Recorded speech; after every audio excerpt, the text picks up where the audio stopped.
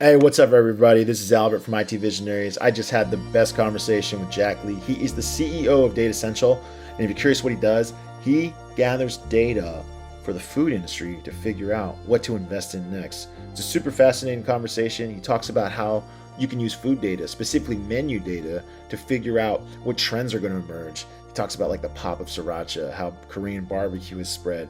It's pretty fascinating stuff. It all started with a hypothesis that he had back in the day and how he wanted to help the food industry with some of his co-founders. Tune in, give it a listen. If you've ever wondered or curious about how big businesses invest in food products, it's because they use Datassential. Figure out how he does it next on IT Visionaries. Excuse me. This is your father. Not actually. This is Albert, your host of IT Visionaries. Just wanted to let you know and remind you IT Visionaries is brought to you by the Salesforce platform, the #1 cloud platform for digital transformation of every experience. Build connected experiences, empower every employee, and deliver continuous innovation with the customer at the center of everything you do. Learn more at salesforce.com/platform. Of course, they are our beloved sponsor. They make IT Visionaries go. Give them a click if you're looking to do what they do best. Otherwise, back to the show. Welcome, everyone, to another episode of IT Visionaries. Back 2022. This is our first interview of the year. Jack Lee. He is the CEO of Datassential. Jack, welcome to the show. Welcome. Thanks for having me. And hey, everybody. Yes. Listen, everyone is probably, I know, excited. IT Visionaries is back for another season. If you've been listening over the holidays, thank you for sticking with us. But we got new guests, new topics. Datassential right out the gate. Jack, tell us, what is it and what do you guys do? Yeah, I appreciate the question. Well, at its core, we just try to help the food industry make higher quality decisions around what products to create, how to get those products into consumers' hands. You know, you think about the world of food, it's actually fairly complex, right? It's amazing that you can maybe walk or drive to your local Mexican place and order a plate of nachos. Like, so much stuff had to happen for that to even be a possibility. And we're lucky to be living in that sort of a world. So I think at the end of the day, because we can help companies make better quality decisions around the foods to produce, what to put onto a menu, how to describe it to consumers, all those things, we are trying to help make the world just a little bit more delicious in that process as well. No, that makes total sense. And I know food is ultimately an extremely competitive business, really low margin. So hitting a product right out of the gate is extremely important to these businesses. Help me understand and help our audience understand a little bit. Do you help only restaurants in CPG, or the manufacturers, or do you help everybody? Oh, yeah, no, we work with a broad range. I mean, if you think about pretty much any significant player in the world of food, we're probably working with them and hopefully giving them some pretty good advice and data on what to do. So these are, big companies like Starbucks or Burger King and other big restaurants. It's food distributors like companies like US Foods, which actually drive the food on a truck and bring it to restaurants to be served. It's also big CPG companies like General Mills and Unilever, or retailers like Target, for instance. We work with a pretty broad cross section of companies. And look, I think it's just a super interesting industry to be in, right? It's a lot of boring industries out there. Food is one of those. I mean, there's not many things that you have to do. You have to do in your life that you actually also enjoy doing. Like maybe you could fit that on one hand, on 5 fingers or less. Like, what do you have to eat, but you actually like it too. What else falls in that category, right? There's not much. Maybe showering. That's about it. That's true. I mean, the having the shower is debatable, though, right? Yeah, there's definitely a subsegment of people that don't. Maybe they don't enjoy showers enough. I mean, aren't there some folks that say, "Hey, you can go a long time between shampooing your hair and it's okay"? I mean, I shampoo every day and I love it. I get a thrill out of it. I can't start my day without a shower and feeling really clean. I think some people go quite a long times and they do that as like a, I don't know, badge of honor or something. I don't know. Listen, our executive producer, Jana, she's on the phone. She's from a place in Colorado. There's definitely people that she knows that do not like showers. So you're right. But just about everybody likes food, whether they're vegan, vegetarian, carnivore. I don't know. There's tons of diets. You just insult a big cross section of the population in Colorado. No, I didn't. I said she knows somebody. She knows one somebody. person. We'll limit it to one person for this. She definitely knows somebody who thinks. I just saw Jana. She looks like a very clean person too. So I think she's a morning shower. We'll see. She allegedly has said she does bathe. Uh, when it comes to the data portion of this, give us an idea of what data goes to influence decisions. Is it just buying data? Is it No, qualitative I mean data? it's so think about food and about what it is that you like to eat and how Okay. important it is for a major food company or big restaurant chain or big retailer to actually understand that with some level of nuance. If you're like a single unit restaurant, one, that's amazing, and we need as many of these as we can, but you could really experiment. You as the chef or owner can say, you know what, I'm going to try this new dish on my menu today, and I can just sort of see how it goes. But if you have 10,000 stores, Yeah. you can't just sort of do that willy-nilly as much. It becomes way too painful if you miss. So the question is, what do people actually want to eat? What's the next big new thing? And you might think, oh, this sounds like a very simple thing to solve. People like pizza, people like burgers, but I don't know. Are all pizzas the same? Are all No. burgers the same? No. Are there certain toppings that work better on a pizza or on certain types of pizza more so than others? And when you have one topping on a pizza, what are other things that really go well with it? And how does that vary by the part of the country that you're in, whether you're in an urban area or a rural area, by the type of customer you might have walking in through your door or who you want to target?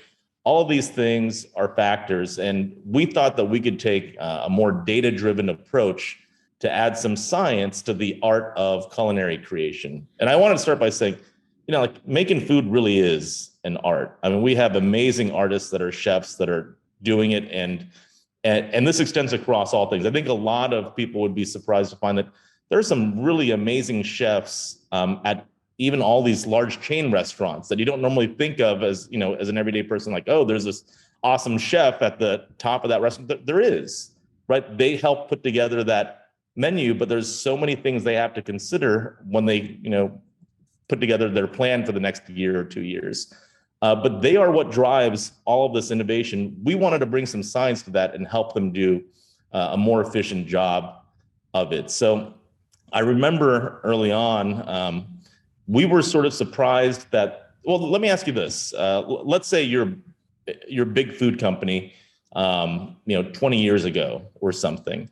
How do you think you are on average getting your information on what consumers want or what the latest flavor trends are? What do you think that's coming from? So I would say back in the day, it was probably through surveys. I remember packaged food always had surveys like, "Hey, tell us about this," but they weren't very detailed. When I used to also work for a company that did mystery shopping, but that was more for restaurants, where they would Yeah, ask I remember mystery reviewers to shopping. provide really thorough reviews. They would ask things about like the crispness and like the oil levels and like things that most people don't think like that. They just go to eat. They think they like it. They don't like it. So it was really, I think, I would assume all data in the food industry was through some type of self survey, So that or is true. some There population probably would surveys. be a survey component at some point, but you have to know what goes onto the survey, right? There is a near infinite number of things you could put in your mouth. Yeah, Maybe that's not the right way to put it, but there's lots of different foods and sure, flavors sure. out there. It would be an infinitely long survey at some point. But to get that inspiration as to, hey, what's the cool new flavor you might want to consider to ask people about or to try in a dish? What we actually found was sort of amazing was that company after company that we visited, it really was a cliche, but it was a true one. There was literally just like either a drawer or maybe like a thumbtack, thing on the wall where they would tack a bunch of local restaurant menus or interesting menus from around the country. When people would travel, they'd say, "Oh, check out the stuff that I saw," when I went to a restaurant. And I'm like, wow, that's actually sort of amazing. You have these very, very large, multi-billion-dollar companies that produce tons and tons of food and bring food into our ecosystem that are making a lot of their decisions initially, at least based on just a handful of menus in some cases. So it was very, very Wow. anecdotal. There's certainly some merit to that, right? Because you can get really passionate about it. You can see how it's executed, but we thought you could take a more data-driven approach at the same time. So I said, what happens if we just amass a data set of restaurant menus and set that up so it's built for analytics, right? So you could see, what's common and what's growing and how does it change from this type of place to that type of place, from this section of the country to that section of the country.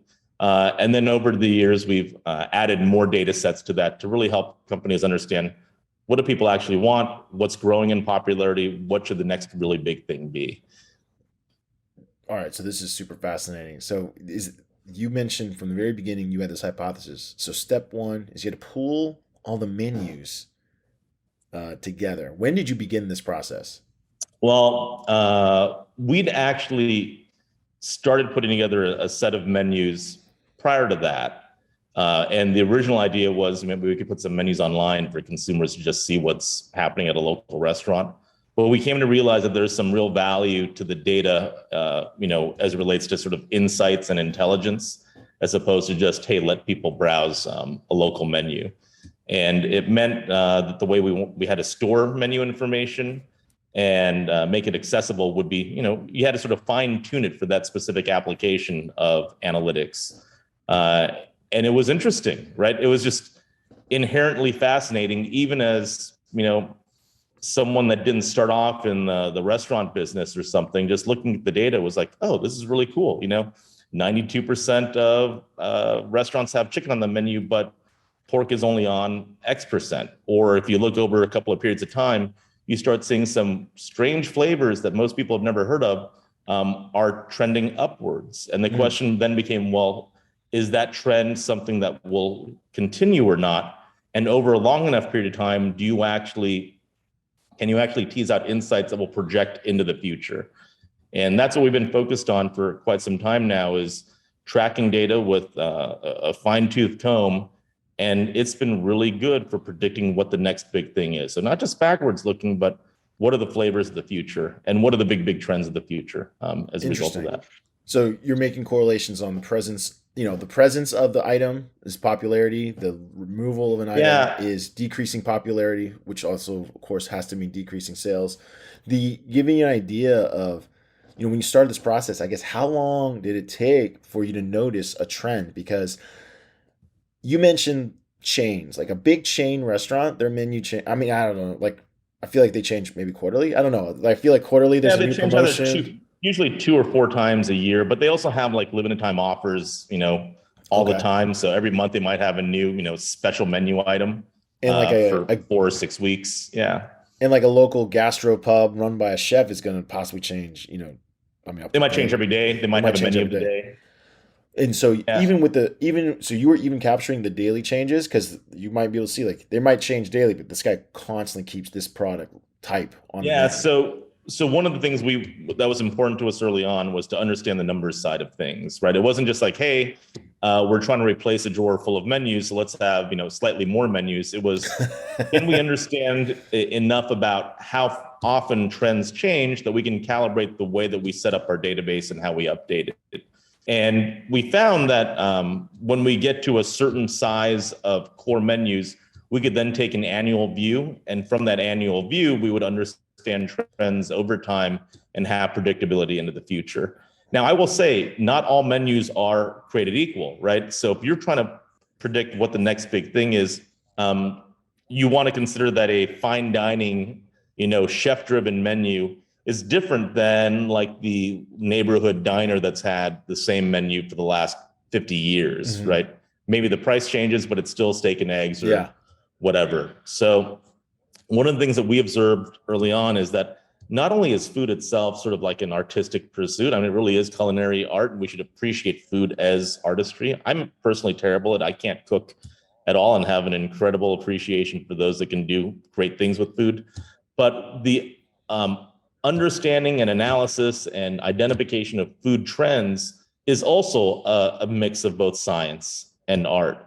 So one of the early things that we observed is that we created this thing called the menu adoption cycle, which basically said every food trend, flavor trend, health trend, you name it, moves through sort of a 4-stage cycle. That first stage is something that we call inception, right? So maybe that trend is now just appearing for the first time in greater numbers on fine dining restaurant menus or at other places that serve, really early stage sort of ideas. Maybe it's starting to show up, on the retail side in farmers markets, for instance, in some of the products that are sold there.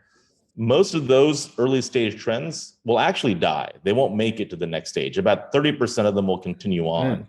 And they moved that first stage inception of what we call adoption. Now, all of a sudden, that trend is showing up in the gastropub. It's showing up on those cool progressive food truck menus.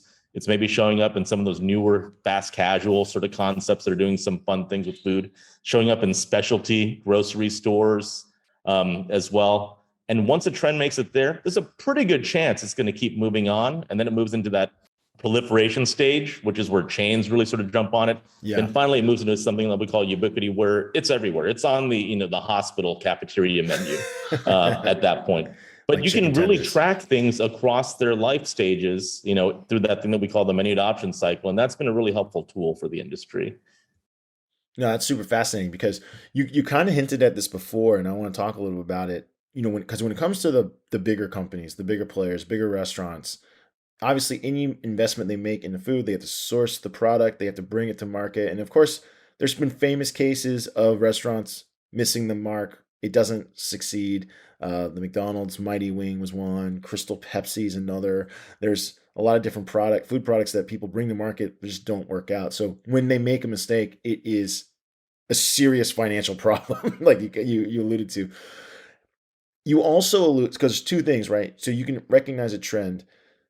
At what when does a business have enough confidence that this trend will continue? So because let's use, for example, the rise of, I don't know, it feels like chicken sandwiches is a rage, right? Even though Chick-fil-A's been making them forever, Wendy's been making them forever, now it's like Popeyes had theirs. There's like all these bad, That's as a really entertaining social media battle. Yeah. Right. And that sort of got the whole thing going. So I think that's a little bit different, right? Everyone is asking what the next big chicken sandwich is. And it would probably have to be a very common platform that people already, platforms maybe not the best consumer friendly word, a very common item that people have all the time, that everyone has experience with. And that just, you have another social media bragging rights competition that people can get on a bandwagon. So there's that. But you also have, to your earlier question, there's like a lot of new foods and flavors that people don't really know that well yet. And oftentimes those things come from other places around the world. So we have all these global influences over here. And it's like, hey, which horse do you bet on? Yeah. And I think what's happened over the past few years, and it's really fascinating, is we've seen a continuous shift to earlier stages of that menu adoption cycle, right? You have big companies, big food companies, big restaurant chains, big retail stores that used to sort of focus on later stage trends, things that were really well established, all have an interest in moving earlier stage now to either differentiate or be more on trend with that trend-worthy, trend-seeking consumer. And more consumers these days want to try things at an early stage. And there's a lot of reasons for it, right? The demographics, at least in the US, the demographics of this country have changed, that we have a lot more people that, came from around the world or have that in their lineage or heritage. Those foods sort of spread. And it's sort of interesting. I mean, once you get exposed to something you've not had before, if you like it, you sort of take that preference with you, right? It's, if you never had Indian food and you have it for the first time and you're like, wow, this is delicious. You don't at some point say, nah, I don't like it anymore. You always have that in the back of your head, like, oh yeah, I actually sort of like Indian food now. And it just sort of, like a good idea, great taste spread, right? And that's what we've seen. And as a result, people want to try earlier stage stuff and companies want to do earlier stage things.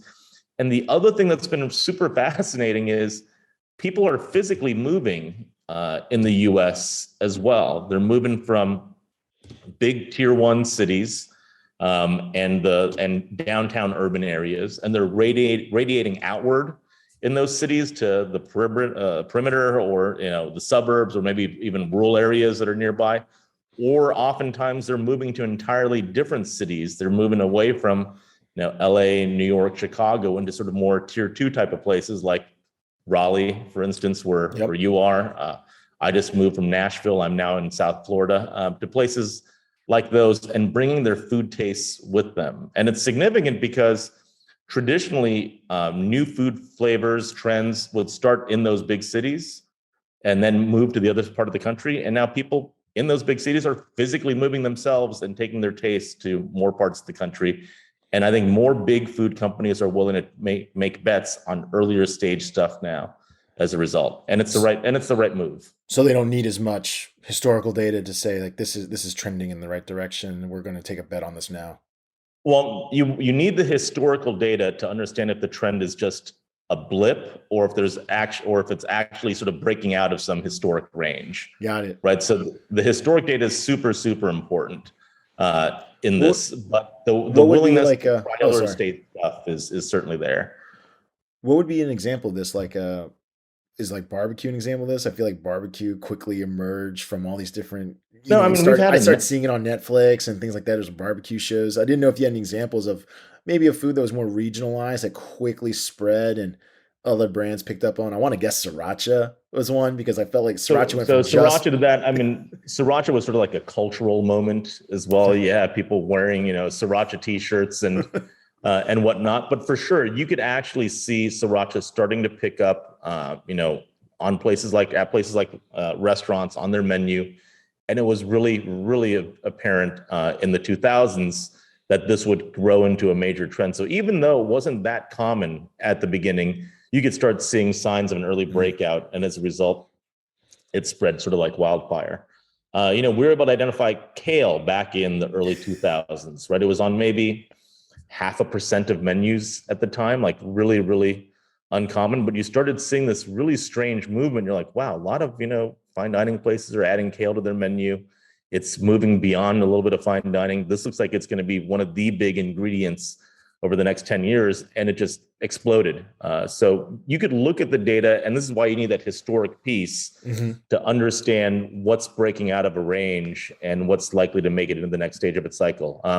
You mentioned barbecue. Korean barbecue has been huge. Gochujang specifically has been tremendous. And it's one of those things we could spot at an early stage. And, many of the customers that we work with brought Korean barbecue flavors into their offerings. And a lot of those products have done really quite well for them.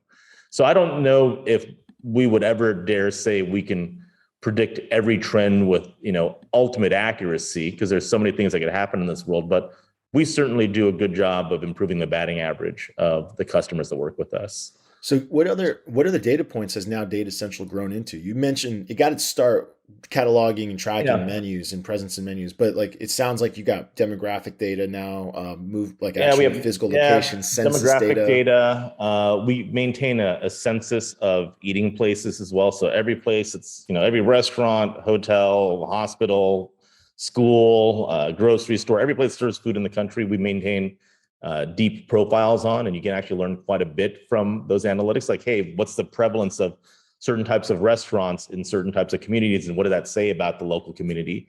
For instance, we do quite a bit of consumer-based work in terms of, imagine every food, flavor, ingredient, and knowing through us what percentage of people have eaten that thing before, what percentage have even know what it is. And is it something that they have an affinity for? Or do they have an aversion to it? So we have that information. We can break it down by consumer demographic, by region of the country. So if you want to know how people feel about black licorice, I can tell you that. And I think if we actually looked at a list, I'm going to go off memory of the most polarizing foods in the country. I think black licorice is on there. Variations of liver are on that list as well, and a few other things. But you have other things too, like pizza as a category is the most loved food in America. But then you have all the different styles of pizza. You have all the different types of crusts, and we have information on all of that as well. So imagine if you're a food creator or a food marketer, having this at your fingertips really removes a lot of the guesswork. And no one's ever going to bat 1,000, but you can certainly improve your batting average. And every point that you improve on is a whole lot of money saved and a whole lot of efficiency gained. Makes total sense. You mentioned earlier, and I think we would all agree that there's a lot of because the pizza example is perfect, right? There's a lot of nuance into what actually like tastes like, right? Like some people are going to like thinner, some people like thicker, Yeah. more cheese, more grease, less grease. You know what I mean? Like there's all these characteristics of items as well. I'm sure that's true of every category of in food, right? There's going to be different characteristics of spice, crunch, like things that we think of, and of course things that maybe only the food makers really think about. How does Data Essential collect the information like that? Does it help them like determine, like for example, Well, let's use to pizza. some extent, right? I mean, Gotcha. we're sort of getting into the world of sensory right now, which is like, take a bite of something, feel it in your mouth. How do Yeah. you feel about it? So we'll know at a high level, do people want a crunchy or a chewy cookie or something like that? But this is ultimately the domain of chefs and food Gotcha. creators to make the product as great as possible. I'll give you an example. I mean, you could give me a recipe, like an amazing recipe to make like an amazing I don't know pasta dish, and I would totally screw it up, right? So there's a point where it goes beyond just the hard information itself, and it's about the actual execution, and we leave that up to our customers because they do a great job of it. Gotcha. Give us an idea of how has I guess on a, because Data Essential is a data company, it's a tech company, you have data products, tech products. Talk about like how you've constructed or how you thought about bringing more of this information to life for customers. Yeah. What kind of talent do you need to work here?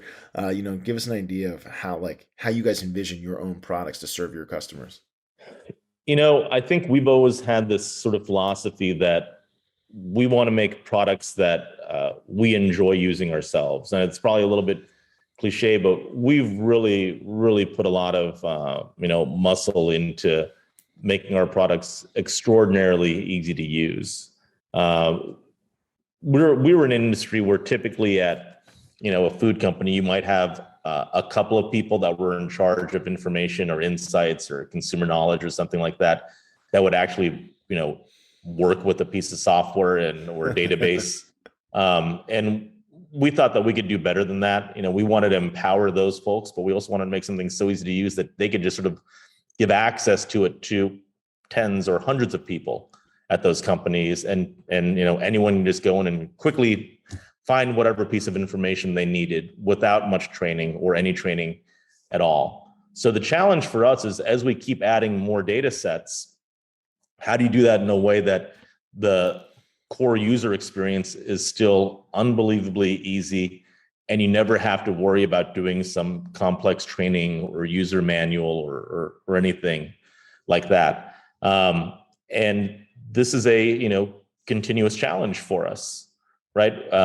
We think we have a framework that works and is super simple to use, but there might be another big piece of data that we add next year or next month, and we have to make sure that whatever we offer up to customers will support that and allow them to retrieve information from those data sets just as easily without having to learn anything new at all. So our core framework is something we call SNAP. Basically, you come in a Snap and you have one box you can type stuff into, and it just gives you what you need. You press a button and it gives you, a full presentation on whatever that topic is, and you're ready to go. You could go into your sales meeting or your internal marketing meeting or what have you, and you are golden. So we have to make sure that we continue honoring that promise, even as we add more data sources and more interesting data and broader data in the future, that it's still super, super simple. Give it, you know, it makes total sense. The people that are using your product typically, maybe like you said, they might not be heads down software all the time. You want to make it super easy. It's a small part of their core job, but it's an important part of their core function. UX has to be front and center. You talked earlier about starting this and how this was based on a hypothesis. But I neglected to ask, and I'm curious. Why did you choose this industry? Because we can see everyone can see on your website. It started. You wanted to focus on the pursuit of a single mission to help the food and beverage industry. But why was that? Why did you choose food and beverage? Well, I don't know. I feel like we're all of us are food experts in some way because we've all had thousands of food experiences in our lives, and it's something that just I don't know. I love food, but I'm not unique. I think most people love Yeah. food. And I'll actually give you an interesting stat. there's basically a division. You can subdivide people in an infinite number of ways, but one of the ways that you could subdivide people is their attitudes towards food. And there's about 20% of the U.S. population of what we call basic eaters. That they're more they eat to live, they don't live to eat. Right? Is maybe the easiest way of thinking about that. So there's a lot more people that live to eat. And we like those folks a lot. And those are the folks that come and want to have a career at Datassential, and that's who we're drawn to. For me personally, I love food. It's just it's fascinating, right? I don't consider myself a great consumer of art, but food is sort of art, and I'm one hell of a consumer of food, and I have strong opinions about it, but I can appreciate it all. So I think that's what sort of led us all into this, is that we all just love food and we have a great appreciation for it. And I think it's amazing that you could have, you could taste the entire world in an afternoon these days. Like that would have been unheard of in the past. But, unless you are in a very, very small rural town with just 2 or 3 restaurants, more than likely, you could probably taste the entire world or a big chunk of the world in an afternoon, going from restaurant to restaurant, just walking to them, maybe even in some cases. That's incredible, right? Think about what people were eating 500 years ago on average. That would have sucked. That would have been so terrible. And it's so awesome today. It's like, oh, do I want to have food from this part of the world or this part of the world? Or do I want to have a pizza made this way versus that way? We have so much nuance in our choices now, and it's delicious and it's fun. Yeah, it's great. No, that makes total sense. When you first started, I guess, I'm curious about this part. When you first started, were you trying immediately to make a business out of this? Was it a project that you just wanted to see for yourself? Like, how did you, give us an idea, like I think it was always designed to be a business. It was myself and two my early business partners, and we all had sort of the same shared vision. And we can make this more efficient. We can bring science to this world of art that we all know, and that was it from the beginning. I think we all saw the inefficiencies with how some of those decisions were being made by big companies up front. We say, you know what? We can totally help companies make much, much higher quality decisions. And back then, I already know the very first version of our software was, programmed and shipped to customers on CD. It's just so weird thinking about that. I don't think this is because what I find fascinating, because I'll date myself as well. I had just gone to college in '99, so your product's in '99. And most people don't even think about this, but Google was not really the primary search engine at the time, and it was actually quite unclear that, because I remember searching with other products I forgot what they were called, but it wasn't Google, right? It was pre-Google. Like I remember back in the day when you were searching, you're like, is this useful? Like I don't even know if this is even useful. Like it was a question, and so there wasn't as much data science applied to search yet, and so I can see how in enterprise applications it was probably a similar thing. When you first, I guess, giving an idea, when you first showed this to a customer, what was their reaction? Was it like, oh wow, you have something? Or it was actually pretty amazing. So I remember going into visit with potential customers, and you would go in, and this, everything was in person back then. You'd sit down, you would actually bring your own projector with you. I mean, that was sort of the common thing. So you'd carry, lug around this big projector, you'd plug your stuff in, and most of the time we would fire the thing up, and it's like people's eyes would get super, super big, and they'd be like, oh my God, I did not even know this is possible. And they would often sign up either on the spot or give us a call later that day. Awesome. It's like the world's shortest sales cycle at the time, because it was just instantly obvious how this would be really helpful. And that was, a really, really early version of our software. We've since added so much more data and so many more things you can do with it. But I think there was a real need for better quality information back then. And I think there is still a need for better quality information, but I think the next generation of information is going to be less about discrete pieces of data and more about what you can learn from the combinations of data, or I don't know if AI is an overused term, but all the things that can be processed through learned through machine learning, as we bring in multiple data sets that look at where people are and the composition of food and other things that are happening in the broader environment. It's going to get really, really interesting in the years ahead, I think. Yeah, no doubt about that. As data science overall improves, the discipline improves, your ability to bring that information sooner with less, with more confidence is going to be. I mean, obviously, this is a really tough industry. It's going to be infinitely valuable, and that's pretty awesome. It's been awesome having you on the show. But before you go, Jack, we wanted to ask you some personal questions. All right. It is time for the lightning round. The lightning round is brought to you by Salesforce Platform, the #1 cloud platform for digital transformation of every experience. Jack, this is where we ask you questions outside of the world of Datassential so our audience can get to know you a little better. You ready? All right, let's give it a shot. Let's see. All right. So you went to UCLA, is that right? I did. Oh, you actually did research. Yeah, we That's did amazing. research on you. I sometimes forget myself, but yeah. Did you ever eat at DD Reese?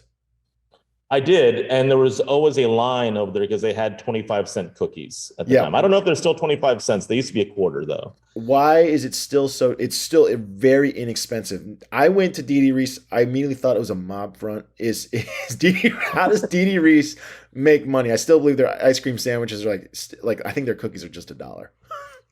Is it? It's still, yeah. I mean, $1 is pretty good, but I mean, it was literally a quarter, I think, for a long time. And they had an amazing ice cream sandwich there as well.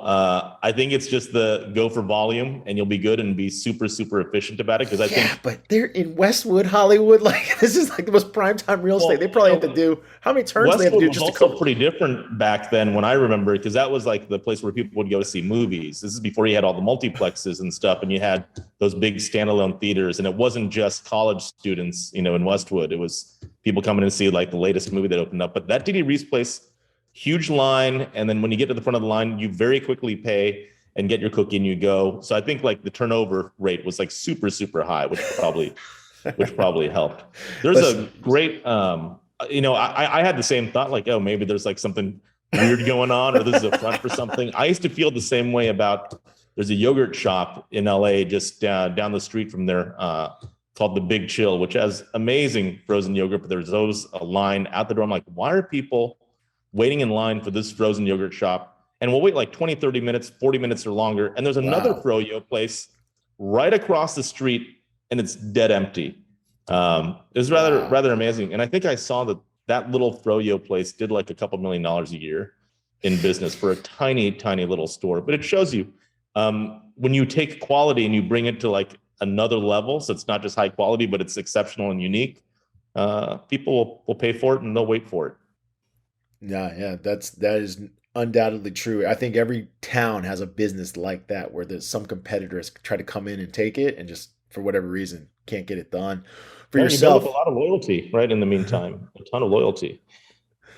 For yourself, you mentioned yourself that you're an absolute foodie. Sounds like you've tasted all different types of things. But what is so I won't say favorite because that's so hard to pin down. But if someone visits you, where are you taking them? Oh, if I grew up in LA, right? So I'm living in South Florida now. But if I go back to LA, there are probably two things I want to get. One, good sushi, which sadly has been hard to find in my area of South Florida.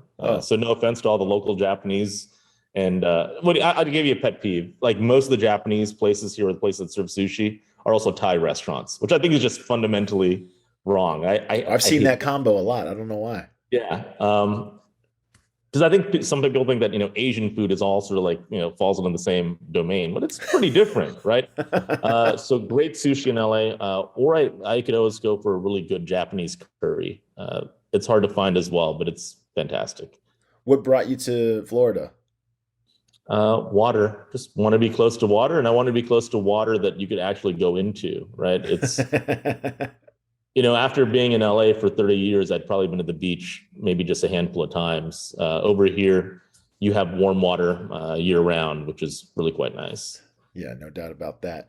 When it sounds like you visited many places. What are some of like your favorite cities you travel to? I'm mostly in the U.S. I haven't really traveled much internationally because Oh, I'm, we got to my get you out travel there. is usually, my travel is dictated by where we have customer visits and meetings and whatnot typically. So I think I've tried to like mix business life with personal life. I've used those as opportunities. So sometimes maybe you stay an extra day and you sort of get to know that city. But look, if it comes to food, you never go wrong with traditionally some of those big cities. Like Chicago is fantastic, LA is fantastic, but more and more you're seeing really cool smaller cities with really interesting food scenes pop up.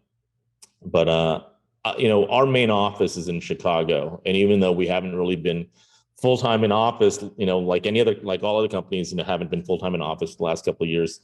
Every time you visit the city, even if you visit 20, 30 times a year, there's always something interesting and new to try from a restaurant standpoint. So that's There you nice. go. Outside of food and water, what are your other hobbies and interests? Oh, I'm a pretty basic person. I spend more time than I'd like to admit on the couch watching Netflix and otherwise just vegging away. But it's nice and it's always there, right? I've not been a great planner, personally. Like it's hard for me to say, okay, we're gonna do this on next Saturday and make plans way in advance. I'm not good at that. So as a result, it's like, hey, what's on Netflix? Well, Jack, I want to say thank you for sharing a little bit of your personal life and, of course, sharing some of the journey at Datassential. I personally have had experience on the marketing side and seen the inner workings of a couple different major food brands from retailer or like food sellers. Like I managed to see like the 7-Eleven test kitchen once, and like I'll tell you that it's rollers as far as the eye can Were see. you like a reporter or something? And what No, gave you so that I opportunity? my first software was social marketing as a social media management software company, which I was a part of called XBeyond, which eventually got acquired by another company in the similar space called Sysmos, and then it got acquired by another company called Meltwater, which is now still social software. It was one of those things where a lot of food companies wanted to know through like popular opinion, like what people are saying on Twitter Yeah, and what stuff. people are saying about They them. want to Yeah, know what people we've are used saying about Meltwater. products. Yeah, Yeah. Oh, you've used Meltwater. yeah. It's great. It's Yeah, there great. you go. Um, and so like well, for some reason, a lot of our customers were some of the chains. So like 7-Eleven was a customer, Applebee's was a customer, some of the big CPGs, Coca-Cola, Mondelez, they were all customers. So I got to see the inner workings of like how much thought went into deciding to invest in a flavor or of anything. And like I remember being at the 7-Eleven test kitchen when like vendors would bring their products, like and it required, for example, a heating element, and they would be like, "Yo, there's only three heating elements at a 7-Eleven. There's a roller, there's a microwave, and there's the pizza tray thing. So if it doesn't So, fit on one of those three things, he said the likelihood it gets adopted is almost zero because you would have to put a piece of equipment in 40,000 locations. It's not going to yeah, happen. equipment is a huge thing. And most restaurants and other places that serve food don't have the space for equipment. Even if they wanted it, Yeah. they just don't have the space there. So actually, you're a great person to ask. So a question came up in one of our marketing meetings, I don't know, a year or two ago, which is why is this thing called meltwater? Like we were just like, wait, why is it called meltwater? Because isn't water, it's already melted. I don't get it. So do you know where that name came from? I don't. That company acquired the company that then acquired my company. So Okay. got acquired two times up into Meltwater. I didn't really ask too much about the name of the company because at the time I was just too pumped that this is going down. Um, so I don't know the origins of it, but I think it's something about pulling everything together because like when water melts or ice melts, it all comes together. And Okay, makes the sense. founder is Norwegian, so there's a lot of ice in Norway. There's a lot of ice to melt. Yeah, there you go. So it makes sense. All Yeah, right. he's Norwegian Korean, if you were wondering. That's a cool combination. Yeah, Korean guy grew up in Norway, speaks And fluent. I would go so far as to say there may not even be a single Norwegian Korean restaurant in this country. There you go. We got to have one. So it'll happen. And that's the beautiful thing is that all these things will happen, right? As we have, more influences starting to mix together, you're going to get all these really cool combinations. And food's always changing. It's like art. It's always something new. So it's fun.